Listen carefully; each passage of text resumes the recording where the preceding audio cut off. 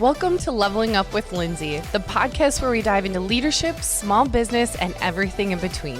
I'm Lindsay, your host and the proud owner of White Peony Boutique, a space created to empower women, build confidence, and foster meaningful connections. Whether you're an entrepreneur, a mom, a friend, or someone just looking for a little inspiration, this is your space to feel seen, supported, and inspired. Join me as we share stories, strategies, and a little bit of life's chaos while navigating what it truly means to level up in starting a business, relationship, and personal growth. So grab a cup of coffee, get comfy, and let's level up together. Welcome back to Leveling Up with Lindsay. Today's episode is one of the most heartfelt conversations I've had the honor to share with you. I met today's guest, Erika Boike, through White Peony in the very beginning. From the moment I met her, she's always been such an incredibly kind and sweet soul, the kind of woman who makes you feel seen and cared for with her presence. I also had the privilege of meeting her son, Charlie, when he came to our very first fall peony market. He was selling pumpkins, and I remember his smile and the joy he brought into that space. None of us could have imagined then just how precious that memory would become. On December 10th, 2022, Erika's world and her family's world forever changed when they lost Charlie in a tragic car accident. He was just 17 years old. He was full of life, loved the game of hockey, and had a smile and presence that left an impression on everyone around him. He's remembered for his kindness, his spirit, and the way he made people feel. His legacy continues to touch lives even now. In the middle of unimaginable grief, Erika and her family have found a way to keep Charlie's light alive through Skate Free Charlie and her passion project, the Zamboni Spirit Ride. Their mission is to honor his legacy by giving back, creating joy, and reminding us all the power of love. Today, Erika is here to share her heart, her journey through loss, and how she is carrying Charlie's story forward with strength, grace, and so much love. This is Skate Free Charlie, a mother's love, a son's legacy. All right, well, welcome, Erika. Hi, thank you for having me. Thank you for being here. So our story goes back, you and I, quite some time. Mm-hmm. But before we go into the details, would you mind just telling anybody listening a little bit about you and your family? Sure. So I am not originally from the central Minnesota area. I grew up in the Twin Cities area, born and raised. That's kind of where I thought my roots would always be. Sure. Was heavily involved in activities as an athlete down in the cities, but then I met a boy through a mutual friend of mine, and my life turned into central Minnesota. Moved up here and married my husband, Jeff, and together we have established our roots here. My background has always been in hospitality, so building relationships, meeting people is always something that I really enjoy, and that's just kind of what keeps us grounded in central Minnesota. Now, you're a wife, you're a mom of 3 boys, and they all love sports. Tell us a little bit about that. Yeah, my kids, I had a little sign in my kids' playroom when they were little, and it kind of describes my life, and it said, boys are noise covered in dirt. Oh, I love that. And that's what they were. They were noisy, they were loud, they were energetic. All of them have ADHD, so you can imagine what that is like. Busy. Yes, organized chaos is what I refer to it as. But they were definitely my joy. Being a mom that was more about female athletics and whatnot, I wasn't familiar with boys, so they definitely opened up my world a lot and kept me very busy. My husband, too, we just kind of jumped into, they were our world growing up and immersed ourselves in their activities. I love that. What would you say is like the favorite sport of the family? Is there one? Well, obviously hockey. Yeah. But we wanted to make sure our boys tried everything. Sure. They tried the baseball, and it was too boring for them. They'd be out in the field making sand angels or kicking the dirt around. It just was not active enough for them. My husband played soccer. Okay. He was a big soccer player, but and Charlie tried it, but it wasn't something that clicked for them. I think hockey just was kind of like it was aggressive. Sure. It was physical. It takes a lot. It allowed them to get out their energy, and I was grateful for that because they would maybe come off the ice somewhat tired, and I could catch my breath. But Louis, our youngest, also plays football, and he's also a lacrosse player too. Okay, so the 3 boys. Yep. Names and ages. Drew is 23. Okay. Charlie is now my heavenly spirit. He will be 20 in October, and Louis just turned 17. Okay. So all 3 of them did play hockey, correct? Mm-hmm. Yep, they did. All the way growing up, and Louis in his senior year right now. That's a lot of smelly hockey skates. Oh, my gosh. I often joke that when COVID came around, I'm like, sure test to see if you have COVID is smell the inside of a hockey bag. Because if you can't smell it, then you have COVID. Very true. My brother played hockey, so I definitely can relate. Like, I remember very vividly what that hockey smell is like. Yeah, there's nothing like it. Oh, too funny. So day-to-day life, busy, 3 boys, playing all the sports. Hockey is their favorite. Now I would love to transition a little bit, and I would love you to tell us Charlie. Yeah. He's obviously going to be a part of this podcast throughout and your story. Yeah. Tell us a little bit about Charlie. Charlie joked, like I said, I have a 23-year-old and I have a 17-year-old. Yeah. Charlie would always throw at his brothers that he was the only planned one because Drew was our honeymoon surprise and Louis was definitely our, oh my gosh, we're having a 3rd baby surprise. So Charlie always would hold that above his brothers. He was very quirky. He had the ability to relate to anybody. He could talk to any person. He's the kind of kid that would go up to you, shake your hand, look you in the eye, and have a conversation with you. He wasn't shy. There was no black and white with Charlie. I mean, it was all black and white with Charlie. It was never any gray, and he would give you his opinion whether you wanted it or not. So he was also the pot stirrer between Drew and Louis, too. But in the same sense, he was such a caring, old soul, thoughtful, kind kid. I met Charlie. You reminded me of this recently, and it was our very first fall peony market. And I will never forget that because of his presence. He is very outgoing. And I was taken back, gosh, at the time, what would he have, 15? 15 probably. Old, 15, 14, 15. He was selling pumpkins. And I remember him coming in, and I think he put his arms on our counter, and he was like asking questions and kind of introducing himself. And he always was like, thank you so much. He was so polite. Yeah. He was like, thank you so much for having me here. Thank you, thank you. He just kept saying thank you. And he was just so sweet, but very outgoing. I love that about him. The whole pumpkin thing, he started what was called Farmer Charlie's Produce. And it was him growing produce and vegetables with his grandpa. So that was their thing that they loved to do. And the whole market, he was like, Mom, we need to we have to have stuff for pets too because he's such an animal lover. So I remember staying up super late making these animal pumpkin treats for market too because he had to have them. So he was so excited to be able to showcase his prize trophies. That's pumpkins pretty awesome. there. Pretty awesome. When people talk about Charlie, aside from you and I, what do they remember most about Charlie? Again, I think his quirkiness, his smile that could light up the darkest of rooms, that made his eyes squint because he would smile so bright, and really just how thoughtful and caring he was. He was the kid that would, especially when it comes to teammates, he would drive, across town to help somebody out, just because that's the kind, generous soul that he was. So very unique at 17 for sure. Absolutely. And smart. I don't know where his smartness came from, but almost sometimes too smart for his own good. On December 10th, 2022, your family's life shifted forever. What do you feel comfortable sharing about that day and the days followed? Yeah, I was not home. I was actually up in Duluth with Louis. We were at a hockey tournament. And Charlie was home. He was in his junior year of high school, and he had a game. I remember that morning talking to him, and he was all frazzled because he didn't know what he was going to wear to the game because they had to dress up. And he had to figure it out because he was going out to breakfast with his teammates. But yeah, so fast forward to that night, we had just gotten back from a hockey game, watching the UND Bulldogs play, and we were in Hermantown, and we got a phone call from the front desk, and the front desk said, my good friend answered the phone, and they said the Hermantown police were there and needed to talk to me about a personal matter.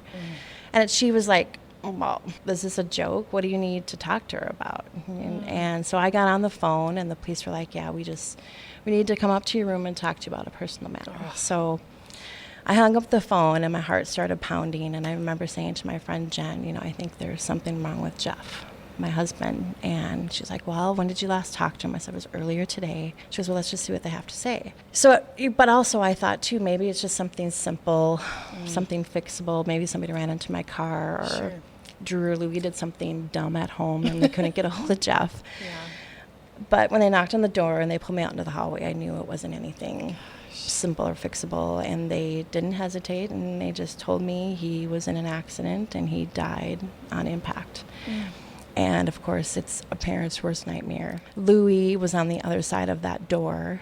He was 14 at the time, and he's like, you had the kind of scream that you only hear in horror movies. He goes, I never thought I would ever hear anybody scream like that. I remember just kind of dropping to the floor in disbelief, but at the same time, he was on the other side of the door, and he was hearing what was happening, and I had to push down all those emotions and just be his mom and be there for him. So it was all just kind of a blur, and they wouldn't let me go home because the roads were really foggy. And just trying to talk to Jeff, piece together what happened, but wanting to get home and calling my dad and having him just kind of calm me throughout the night, but just waiting for the crack of the light to break through the curtain so I could get home. And the crazy thing is, the night before, we ran into a family friend who I hadn't seen in a while. Her son played for UMD. And I believe God places people in your lives for a reason at particular moments of your life. She was placed with me that night because her and her family became our vessel to get home safely that next morning and got us home to be with our family. Then from there, it was just kind of dealing with, I remember being so mad at God. It was really testing my faith on why would you take my 17-year-old kid away from me? And our pastor was there, and he reminded me, he's like, Erika, he didn't take Charlie away. He's here to help you, guide you through this now, and help you and your family to be here and to lean on you and to help you through this tragedy. It thrusted into us into a club that we never wanted to be part of, but now it's how do we deal with this new reality? I literally am, I've heard your story before many times, and I am like holding back every ounce of me with the tears because I just can't imagine. Yeah. I cannot imagine. But I can relate in a police officer coming to your door like that unexpectedly, as I lost my father-in-law. And that's an experience that gives you PTSD that you just can't describe to anyone. And they're doing their job, and they need to come to you. But that's like one of the most traumatic things. When you were talking about that, I absolutely put myself in that scenario again. Yeah, and for Jeff too, our neighbor is a sheriff, and he was off duty, and our other neighbors were actually the ones that found Charlie in the field that night. And Craig was the one that had to come knocking on the door to tell Jeff. And Jeff thought it was Charlie, thinking he was locked out of the house because it was so cold that night and frozen. He's like, oh, that kid's banging on the door. I wish it would have been him banging on the door. But so, I believe God puts people in your lives for that reason. And the people that were there for Charlie that night and the people that were with me and Louis that night, I now know were placed there for that reason because they were kind, warm individuals that will help us to get us on this new reality, this new journey. So grief looks different for everyone. As a mom, I truly cannot imagine. If there are people that are listening that can relate in any way, I'm going to encourage you to reach out to Erika, but also walk us through what that looked like for you. How were you able to move on day by day, I assume? Yeah. It was such a whirlwind. I don't know what it was about Charlie that this community just it was I refer to it as overwhelmingly overwhelming because they literally wrapped their arms around us. They were the glue that kept us together during this time. My father-in-law said it best too. He goes, when did you ever hear of a 17-year-old kid driving on a country road, gets into an accident, and he was on every major news channel? Charlie's story was everywhere. It was just surreal. But because of that, I think the glue that helped us stay together really helped us to continue to take steps forward. They wrapped their arms around us. I guess if there's a silver lining in this is that Charlie didn't suffer. That night when I laid in bed shaking, those were the thoughts that ran through my head. Was he scared? Did he struggle? Was he in pain? And to know that he went peacefully and went right away, I guess brings a little bit of warmth to my heart because he didn't struggle. But with that being said, the community raised a lot of money for my family and I to make sure that we didn't have a care in the world, make sure that we didn't have to worry about anything. But because of that, we felt it was our goal now to give back to that community, to take those funds and to honor Charlie and to thank the community that was so supportive of us during this time. You know, with the grief process too, my family's all handled it very differently. I've learned that there's ways of dealing with grief. There's a hand griever, there's a heart griever, and there's a head griever. My husband is definitely a hands griever. He works with his hands through his grief, through coaching, through building things, through Zamboni projects. That's his way of grieving and dealing. Drew and Louie, they are definitely head grievers. They think about their brother and they emulate his characteristics in their everyday life. Louie will pick up slang words that Charlie used to say. He is honoring his brother by being number 17 in every sport that he is, and nobody will dare try to take number 17. Yeah, that's amazing. And Drew, you know, him and Charlie were oil and water a lot of times, but they were really starting to mix well. And Charlie was really starting to get into hunting. So in honor of that, and Charlie also was really starting to hound us to get a dog. A silver lab was like his wish list dog. So Drew got a silver lab, and he's making sure that it is the best hunting dog it is in honor of Charlie. And I'm sure Charlie will throw a few curveballs at him from up above and make Drew mad and have Oakley go in one direction when he should have gone the other. But those are just the ways of how they've dealt with it. For me, I'm definitely the heart griever. I am the one that talks about Charlie and tells the stories and wants to make sure that I allow his memory to live on as long as I can. One thing I do want to correct myself in my question in the beginning, and something that was really, it's sensitive to myself as well, is when I said, you know, how did you move on? It's not, that actually kind of got under my skin and my heart a little bit in the beginning when I lost my father-in-law, because you never move on. You move forward, and you learn, you know, like just every day you learn how to, you know, manage your emotions or carry the legacy on, but it's not moving on. It's just, it's moving forward. It's moving one foot in front of the other. It's a long life to live. And I could very easily go in a dark corner and cry and not want to come out, but Charlie wouldn't want that.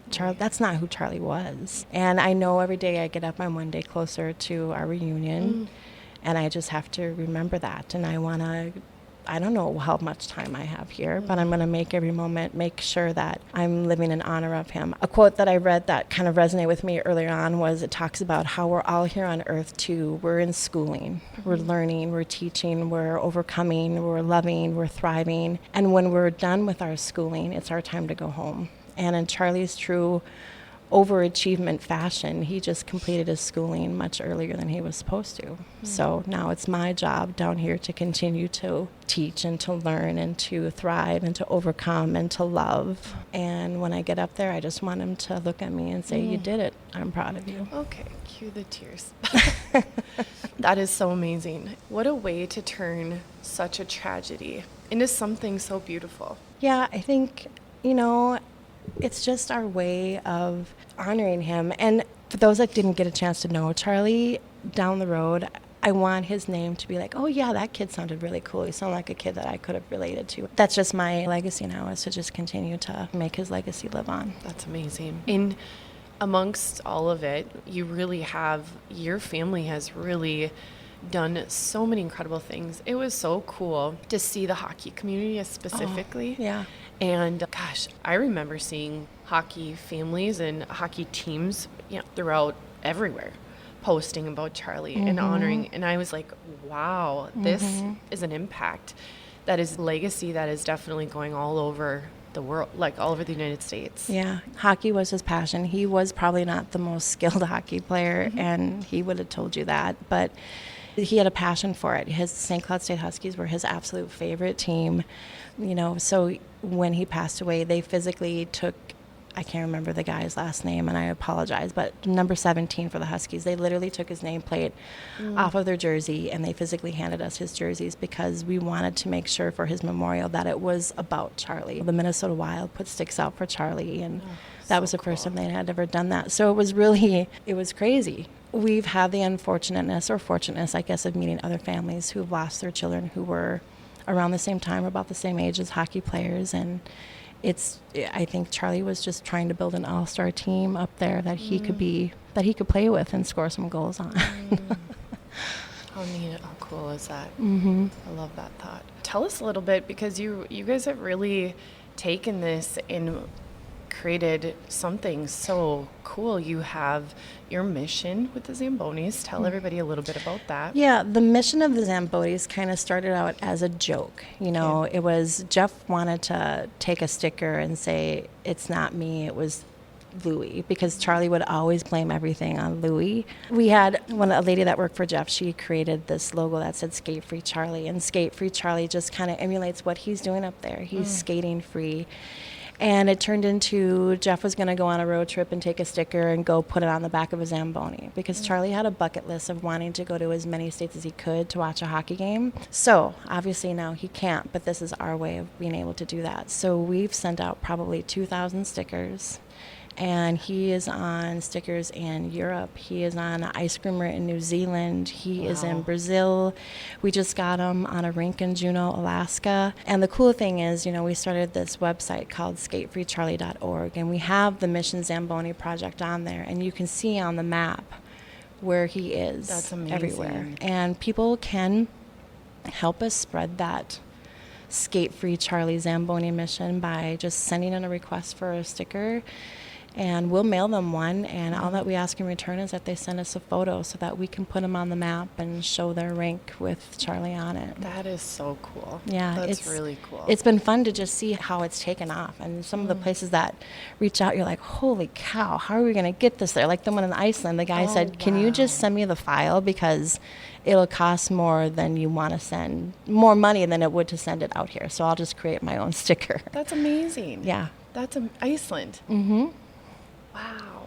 How cool is that? And bless their hearts I know. For such a mission. We Amazing. had a rink in Alaska that did a full-fledged ceremony and talked about Charlie, and the mayor sent us the video of them putting the sticker on the Zamboni. Wow. So it was very humbling, very warming, very, I guess, healing too. Sure. Mm-hmm. Now, so Skate Free Charlie. Mm-hmm. I love that you created that as a title. I love the Zamboni project. Mm-hmm. It's incredible how far this is connecting people. It's absolutely incredible. And you're on another mission, too, as we speak. Yeah. So we're in the process of building. In addition to, we've done some scholarships. We do scholarships for 2 high schools here in town. But we started what it was called, Charlie worked out at Omni Training Facility. And Leah and Colin, the owners, were always very kind to Charlie. They would let him work there and clean up. They would let him sell his produce there. And he worked out there. But he would walk around he would get 10,000 steps in a day, just trying to find the perfect spot to find a target shooting area for hockey players. And probably talked Colin's ear off, trying to find the perfect spot. So when this all happened, almost a year ago now, I sat down with Jeff and I said, what if we took some of that money and made a target shooting area and talked to Leanne and Colin and see if they would be open to it. Little did we know that vision would turn into what it is today. So we, that saying, go big or go home. So we decided to go big. We wanted to make a multi-sports court. And on one side, it has a pickleball court that is open to the adaptive community, because Leanne and Colin are so big and helping the adaptive community in rehab. On the other side, the other sports that are so popular in town are lacrosse and hockey. So we wanted to do wall ball for lacrosse players, and of course, the target shooting area for hockey players. And it's in the corner of Leah and Colin's lot. So that's how we came up with Charlie's Corner. So I love that. Yeah. And where are you progress-wise? Because you've done a little bit of outreach, and people can still donate to this mission, correct? Yeah, that vision just started off as, okay, maybe we can get this done. Well, we got our very first donation from, ironically, the Herb Brooks Foundation. They were the ones that really put us on the map, and Herb Brooks had a big footprint in this community. So they were really the ones that were like, okay, we can do this. So where we're at in the progress, we've had so many great companies, like Knife River donated the concrete. We've had construction companies donate, like Tri-County Lumber donated the lumber. Wow. CMD has donated their time in building the project.